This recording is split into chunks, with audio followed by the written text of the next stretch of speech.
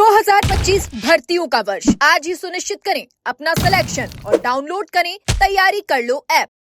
SI भर्ती रद्द करने को लेके और आरपीएससी का पुनर्गठन और दूसरे वो पेपर लीक के तमाम मुद्दे जिसको लेके भारतीय जनता पार्टी सत्ता के अंदर आई, उन सबको लेके जो लगातार 15 दिन से, चूंकि 15 दिन पहले हमने पीसी की और लगातार 12 दिन यहाँ बैठे हुए हम सबको हो गए, जिसमें एक दिन हजारों की तादाद के अंदर आप छोटे से आह्वान पे आप लोग आए, गिरफ्तारी दी आपने और राजस्थान की सरकार हिल गई। और मैं धन्यवाद दूंगा सोशल मीडिया के तमाम उन मेरे छोटे भाइयों का, साथियों का, जिन्होंने देश के अंदर कई बार ट्विटर पे, फेसबुक पे समय समय पे इस भर्ती को रद्द करने की बात की, ट्विटर ट्रेंड चलाए। और आरएलपी के साथ साथ तमाम जो संघर्ष समितियां उनका भी धन्यवाद, वो किसी न किसी तरीके से इस आंदोलन की अगुवाई कर रही है। हमें तो दुख इस बात का कि जो लोग एसआई भर्ती और आरएस मुख्य पद से 18 आरपीसी पुनर्गठन की बात करके विधायक जीते, सत्ता में आए, वो सारी बातें भूल गए। कोई कहीं चला गया, कोई कहीं चला गया। क्या उनसे सवाल जवाब नहीं होते? उनसे भी सवाल जवाब होने चाहिए। मीडिया के लोग उनसे भी सवाल जवाब पूछेगा, आप छोड़ के क्यों भाग गए? आपका तो मुद्दा था, आप तो इसी मुद्दे पर आए थे, ये मुद्दा सबका था।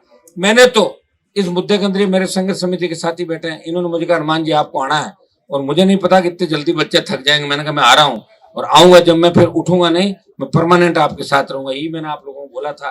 जब टंकी पे 3 नौजवान चढ़े हमारे, तब मुझे पता किस तरह पे केस भी लगाया गया। नीचे जो साथी थे छोड़ के भाग गए, कोचिंग माफिया, बच्चों को डराना कि भाई तुम मत धरने पे मत जाना, तुम्हारे पे केस लग जाएगा। मैं धन्यवाद दूंगा कि 3, 4, 5 लोग संघर्ष समिति के और इनके साथ 150, 200 लोग रोज और हजारों की तादाद में संख्या बढ़ेगी। विश्वास ज्यों बढ़ेगा त्यों त्यों इस धरने के अंदर संख्या भी बढ़ेगी। आज हमने आरएलपी परिवार को इसलिए बुलाया कि आप सब आते और शहीद स्मारक पे अपना स्टे रहता। हम ये रात्रिकालीन भी यही का कार्यक्रम रखते, 7-8 बजे हम रोज यहाँ से चले जाते हैं। और चूंकि आज ब्लैकआउट, पहले मॉक ड्रिल का समय था तो 1.5-2 घंटे हमने रोका, और ब्लैकआउट अभी 8:15, 8:30 बजे बता रहे हैं। तो वहां जाके हम ये तय भी करेंगे कि इस कार्यक्रम में और ज्यादा बदलाव क्या किए जा सकते हैं। अगर आप सबकी मैं राय लूंगा, 5-5 मिनट के अंदर आप राय दे दोगे। अगर आपको लगेगा कि धरने को आगे पीछे भी करना पड़े तो मुझे कोई दिक्कत नहीं है। देश हित हमारे लिए सर्वोपरि, इसमें कोई दो राय नहीं। देश हित सर्वोपरि है, लेकिन देश हित के साथ साथ हमने जो मुद्दा उठाया ये भी हमारी इज्जत का सवाल है, ये भी हमारी इज्जत का सवाल है और वो भी हमारी इज्जत का सवाल है। मैं तो प्रधानमंत्री जी से पूछना चाहता हूँ कि ऑपरेशन सिंदूर आपको करना ही था तो 1 महीना पहले कर देते, ताकि कश्मीर में 27 लोगों को जान तो नहीं देनी पड़ती। अगर आपको करना ही था उरी और पुलवामा के बाद जो सर्जिकल स्ट्राइक, एयर स्ट्राइक है, तो उससे पहले कर देते आप। तो आप क्या वेट करते हैं कि भाई 30 यहाँ के जब शहीद होंगे तो 40 हम उधर से मारेंगे? क्या कोई बात तो नहीं हो रही आपस में आप लोगों की? इस बात का भी देश की जनता जवाब मांग रही है, देश का नौजवान जवाब मांग रहा है। सर्वदलीय बैठक में आप हमसे इसलिए चिढ़ते हो कि हमारे जैसे लोगों सही बात नहीं बोलते। ये सिंगल मेंबर पार्टी 2/3 इनको बाहर रखो, 5 से ज्यादा जो एमपी उनको बुलाओ ताकि डरे हुए बैठे रहे और नाश्ता करके आ जाए वहां से। हो गई 4 लोगों को बिठा के। तो सर्वदलीय बैठक का औचित्य ये होता है, अर्थ ये है कि सारे दल बैठक के अंदर आए। तो हमें शौक नहीं बैठकों में जाने का, किसको टाइम है इतना? भाई हमारा खुद का टाइम राजस्थान में चाहिए। दिल्ली में ज्यादा टाइम पिछली बार दिया, यहाँ आपकी हवा निकल गई, आपने 1 पे ले, 1 से 0 पे ले आप लोग। तो मैं नौजवानों को भी कहना चाहूंगा, अब लोग कहते हैं बार बार गुस्सा क्यों आता है? गुस्सा इस बात का आता है तुम्हारी तो उम्र है छोटी, तुम्हें तो आगे जिंदगी पर मजे लेना है, समझ में आ गया ना? और यहाँ खत्म हो गए, हम आगे खत्म होने की कगार पे जा रहे हैं। तुम्हारा तो कुछ नहीं बिगड़ने वाला, तो पाड़े बदल लोगे इधर उधर। मैं कहाँ जाऊंगा ये तो बताओ मेरे भाई। तो मैं तैयार करूंगा, छोड़ के भाग जाओगे, गाड़ी में बिठाऊंगा, दूसरी गाड़ी में पकड़ चले जाओगे। 150 तो चले गए छोड़ के। जिनके घर वाले नहीं पूछते थे उनकी इज्जत मैंने बनवाई, वो चले गए छोड़ के। बताओ कितने लंबे लंबे भाषण दे रहे हैं। जिनके कपड़े धोने के पैसे नहीं थे, कपड़े नहीं थे, जो कपड़े दिलवाए, जूते दिलाए, ऐसे मेरे पास आते थे मेरे प्रवक्ता। तो 2000 रुपए के लिए बाहर में क्यों बैठे हो? आखिर तक कि साहब 2000 दे दो, गाँव जाना। मैं बता रहा हूँ तुम्हें, नाम नहीं लेता, बच्चों का क्या नाम लूंगा? जानता टोटल सबको, उनकी औकात भी जानता है। बाहर खड़े उड़ के हनुमान परिवार को बिठा देंगे, 5000, 10,000। तुम्हारी ऐसी की तैसी कहाँ से मिटा? मैंने कितनों को मिटा दिया राजस्थान में। वसुंधरा कहाँ चलती थी और कहाँ आ गई वसुंधरा? बताओ। गहलोत साहब कैसे चलते थे कि मैं जादूगर हूँ? क्या हो गए क्या जादूगर? बेटे को हरा लिया, मेरे से पंगा लिया, बेटा हरा हुआ कह रहा है और पोता कहता दादाजी आपने मेरे पापा को हरा दिया। कहता कि नहीं कहता? घर के अंदर मैंने ही किया मेरे भाई। और आज भी तुम्हारे लिए लड़ता हुआ मैं ही नजर आऊंगा, लेकिन दुर्भाग्य इस बात का तुम याद नहीं रखते, तुम भूल जाते हो। तुम्हें याद रखना है कि 28 का मिशन क्या है। मेरा मिशन नहीं है। मेरा मिशन तो जब चाहो सत्ता की सवारी करो, तो सत्ता की सवारी तो कर रहे हैं, और क्या कर रहे हैं लोग। भजनलाल जी क्या करते थे पहले बताओ?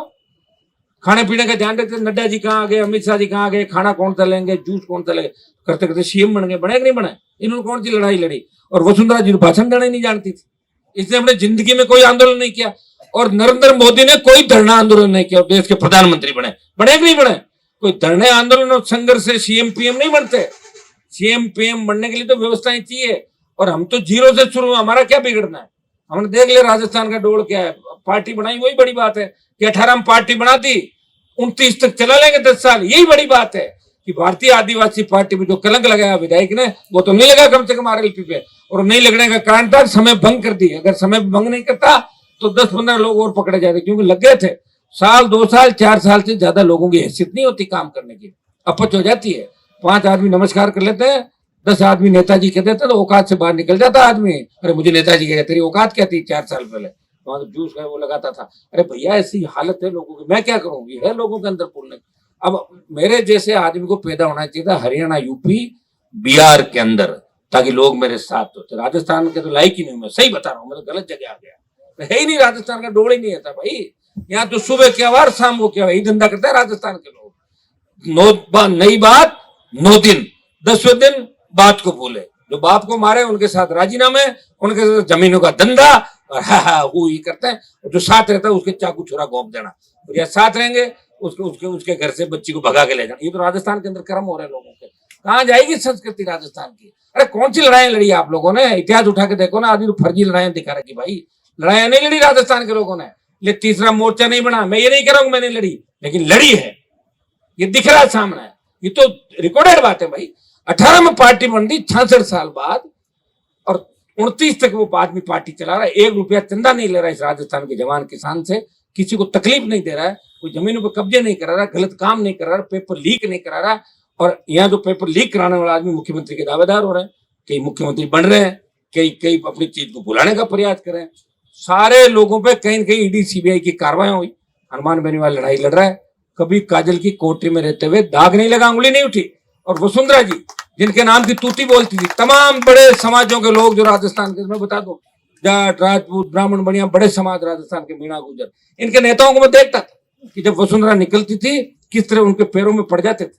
और मैडम की सैंडल उठाने के लिए एक बार 2-3 बड़ी जाति के मंत्रियों के सर भिड़ गए कि पहले सैंडल कौन उठाए, ताकि मैडम देख ले कि सैंडल इसने उठाई। हाँ, आपने उठाई sandal, thank you thank you. तो बेचारा यही धंधा किया उन लोगों ने। मेरे से तकलीफ हो रहा, मैं तो मेरे दम पे लड़ रहा हूँ भाई। पहले बीजेपी वाले मेरे पीछे भाग रहे थे, मैंने अलायंस किया, बेचारों करा दिए 25 पूरे, गहलोत के बेटे को हराया।